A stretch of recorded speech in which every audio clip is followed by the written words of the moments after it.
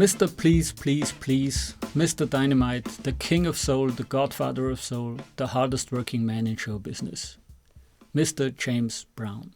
Welcome back to another episode of the Weird Drum World Book Club. Today I want to show you 5 essential resources on James Brown.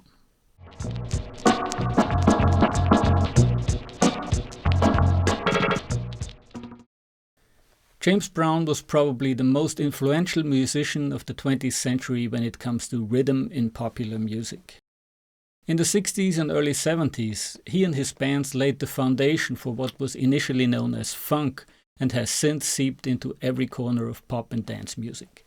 But as if that was not enough, 10 years on, a new generation of musicians would come along and use his songs and specifically the drum parts as the foundation of what would eventually become hip-hop. And 10 years later still, another group of young musicians would speed up the same grooves and create drum and bass.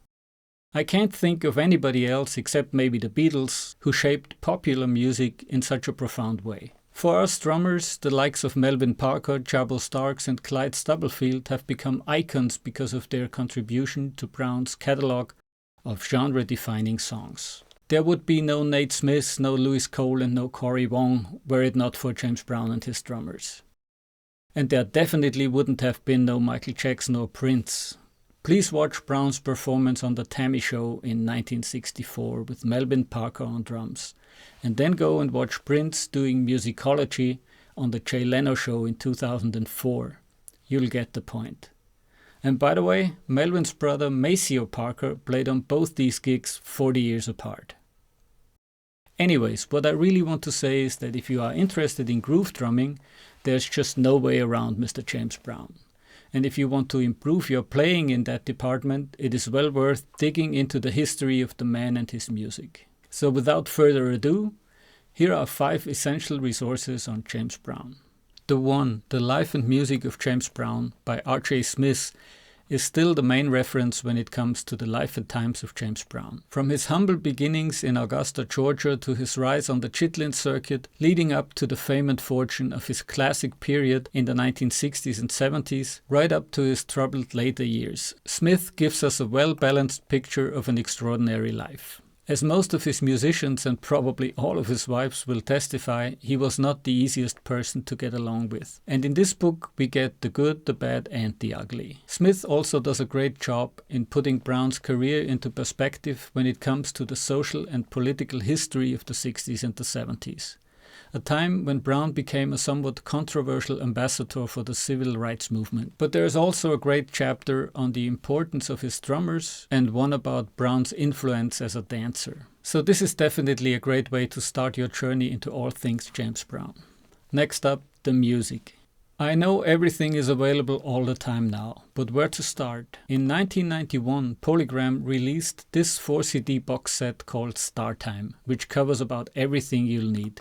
Its focus is on Brown's classic period and you'll get all the important songs from Please Please Please right up to Unity Part 1, his collaboration with Afrika Bambaataa in 1984. There is a Star Time playlist on Spotify, but I still recommend getting the box set if you can, as it comes with a great booklet with liner notes for which the compilers won a Grammy the year it came out. It is better illustrated than Smith's Biography, and most importantly, it contains the lineup of musicians who played on all of these tracks. If you still prefer streaming, I found a text-only version of the booklet online and linked it in the description. If you listen to this collection 10 times in a row, even without touching a drum kit, I promise you, your playing will improve instantly as you will have immersed yourself in the deepest of all possible pockets. But you will want to hit the shed and practice after that, which brings me to my next recommendation. The aptly titled The Funkmasters, The Great James Brown Rhythm Sections 1960 to 1973 by Alan Slutsky and Chuck Silverman is an in-depth study of the parts that defined the unique rhythms of songs like Papa's Got a Brand New Bag, Cold Sweat, I Got the Feelin', Funky Drummer and more. The book has transcriptions of all the drum, bass and guitar parts. Many of the more complex parts get preliminary exercises, and there is also an accompanying CD which features all the grooves and even more lessons. So if you don't want to transcribe these parts yourself, this is the easiest way to start practicing right now. This book is a classic and highly recommended. Up next is one of my all-time favorite drum books. Jim Payne's Give the Drummer Some, The Great Drummers of R&B, Funk and Soul, is not exclusively about the drummers of James Brown, but, as the subtitle suggests, a primer on the most influential drummers in these styles, covering everyone from Earl Palmer to Mike Clark. This has obviously been a labor of love, and you can feel it on every page. The book also contains transcriptions, but the real treasure here are the in-depth interviews with all these musicians.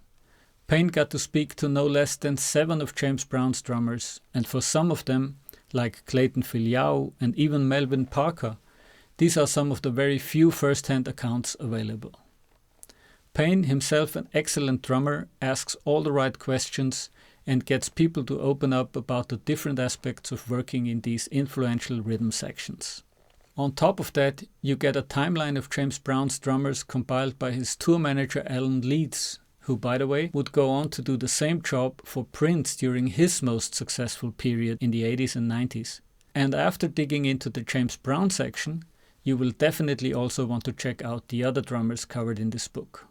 My final recommendation brings us back to James Brown's social relevance as a black artist. I Got the Feeling, James Brown in the 60s, is a 3-DVD collection that contains a documentary called The Night James Brown Saved Boston.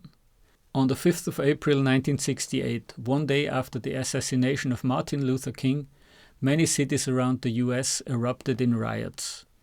James Brown was scheduled to play Boston Garden that day, and under the circumstances it would have been an easy choice to cancel the show. But the mayor of Boston and James Brown decided to take the risk and go ahead with it. And not only that, but to broadcast it on television to keep people from taking to the streets and start more riots. They took a chance to send a message of peaceful protest and succeeded.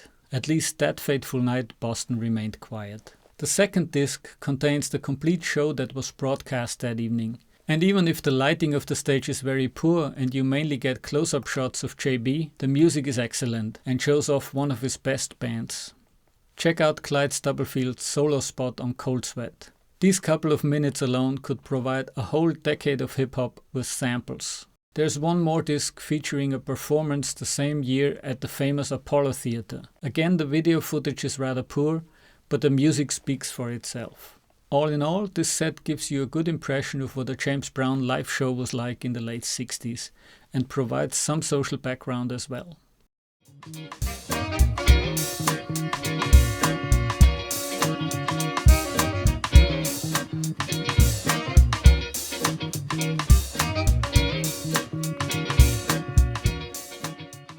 I am fully aware that there is a lot more material out there, and there is a list of honorary mentions in the description below. But I firmly believe that these books, CDs and DVDs will give you a solid foundation when it comes to the life and music of the Godfather of Soul.